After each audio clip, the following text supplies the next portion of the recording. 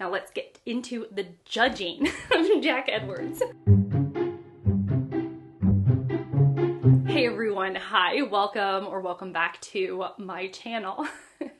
I found myself in a wretched mood. It was one of those rapid onset ennui type moments where I'm just like feeling terrible and kind of feeling bad about feeling bad and not really wanting to show up because it's not the energy I like to show up with. It's like low energy, uncertain, down on myself kind of deal. And then I was like, aha, I know what I should do. I should use this energy to be judgy towards someone else. And immediately that buoyed my spirits. So I might just, I don't know how well this is gonna work. We're trying it out. So I'm gonna be judgy towards the king of booktube, Jack Edwards. He has, I think, one of the biggest YouTube channels here.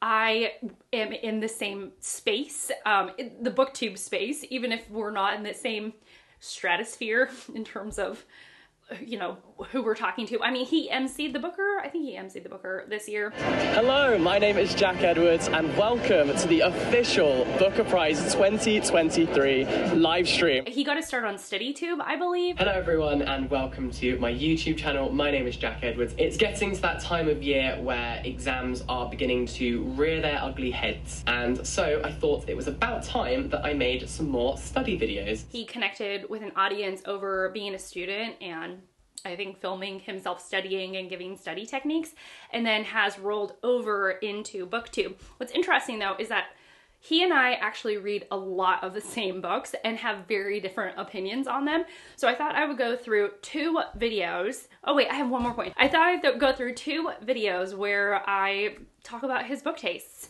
The first one is going to be the best books of 2023. Now, I don't know if they're the best published books in 2023 or if they're the best for all the books that he read in 2023. So I guess I'll find out in that video. And I thought I would go through, I think he followed up that video of like 10 books you should read in 2024, and I'll see what he recommends then. Because I feel like one of the videos might be a backlisted video, like favorites that are backlisted, and then favorites that were actually published in the year 2023. I don't really know. I keep up with his content, kind of, you know, like every once in a while I catch one of his videos. And he's adorable. He's got so much energy. He's really, you know, lively and young and had a lot, just energized. I'm like, you know, he's in big old smile on his face the majority of the time. I was watching his like moving library saga and found myself surprisingly sucked in. Bookshelf, bookshelf, bookshelf. Like, this is actually insane. Let's go, let's go. Because he just moved apartments and he was filling up his apartment with new bookshelves and trying to figure it all out. And for whatever reason, I was like very sucked into that series. Also, Jack Edwards has a reputation for judging celebrities' taste in books. And I was like, why don't you have a little taste of your own medicine?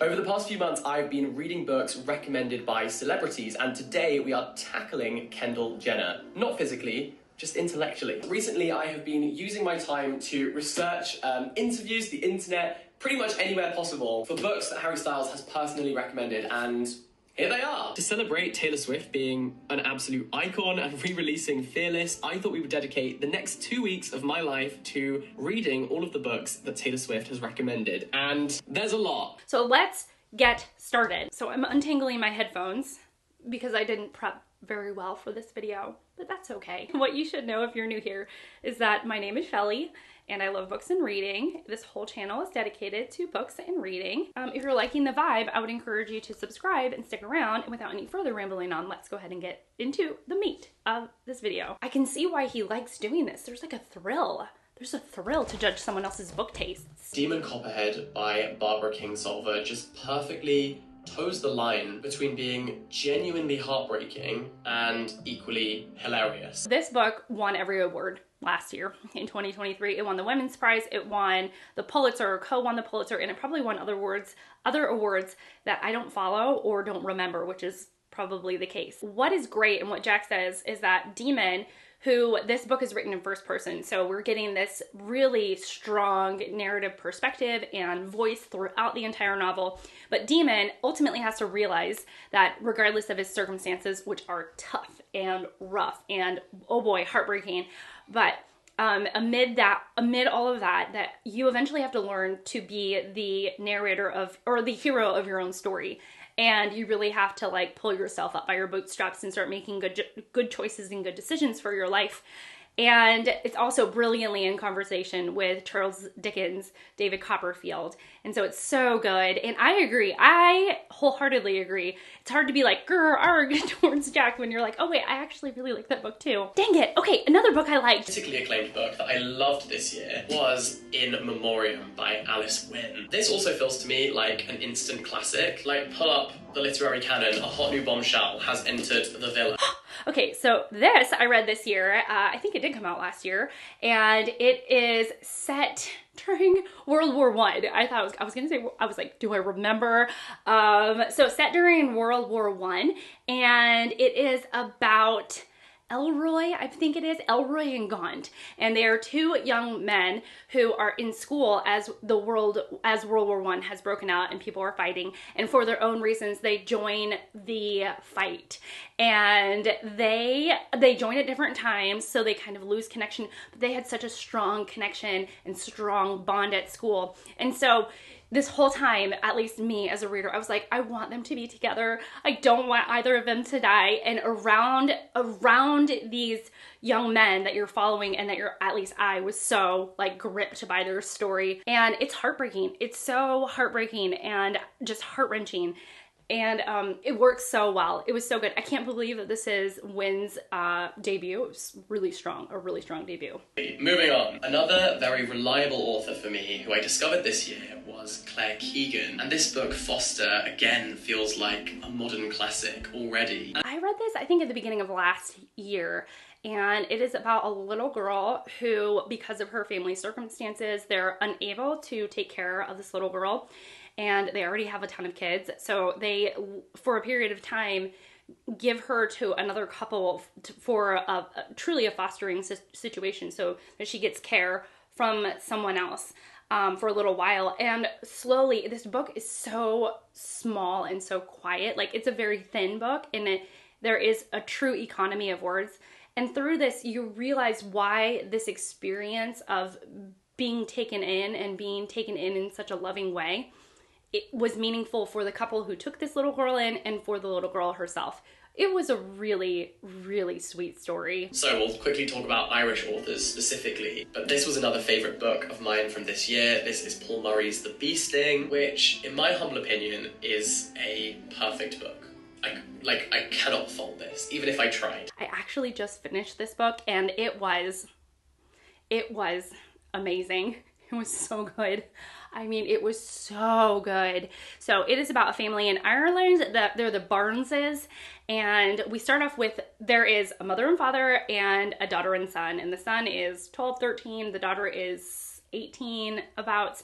And the mother and father are in their 30s. Paul Murray was able to capture the voice of a teenage girl so well, like the anxieties of friendship and starting a new chapter in one's life. As the book moves, we get different perspectives. And what's amazing is that people that I didn't like when I was in the teenage daughter's perspective, I didn't really like the mom or the dad, to be frank.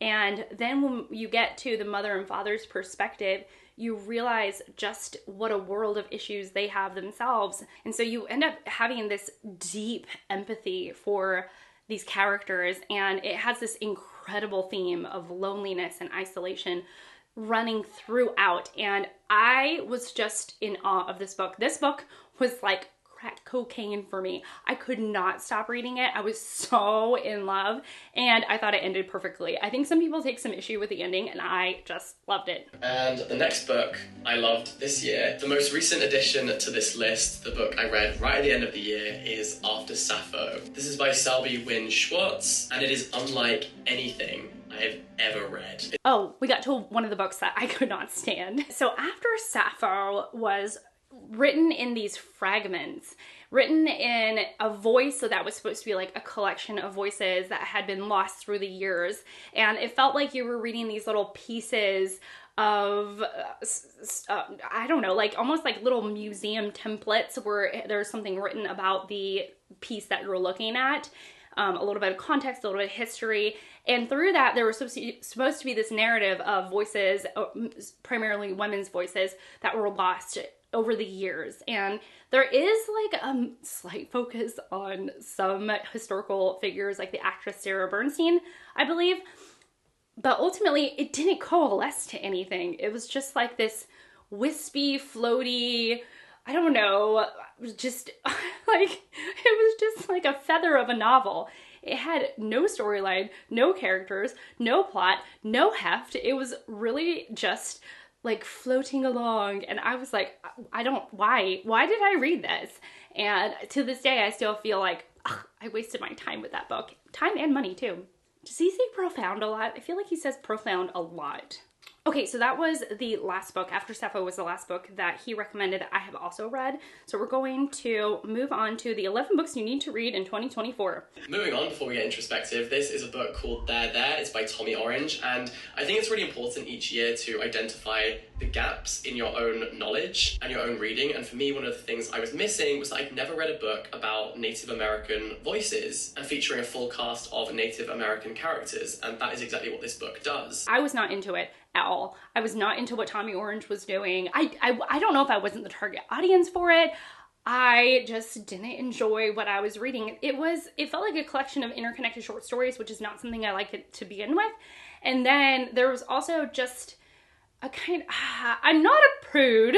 It depends on how crassness is used, because obviously I read Demon Copperhead, who talks about a lot of things that a lot of people would find crass, i.e. like we're in the head of a teenage boy. And you would think that I wouldn't like that, but for whatever reason, in Demon Copperhead, it worked really well. There was just like, it sung. I was like, yes, I love you, Demon.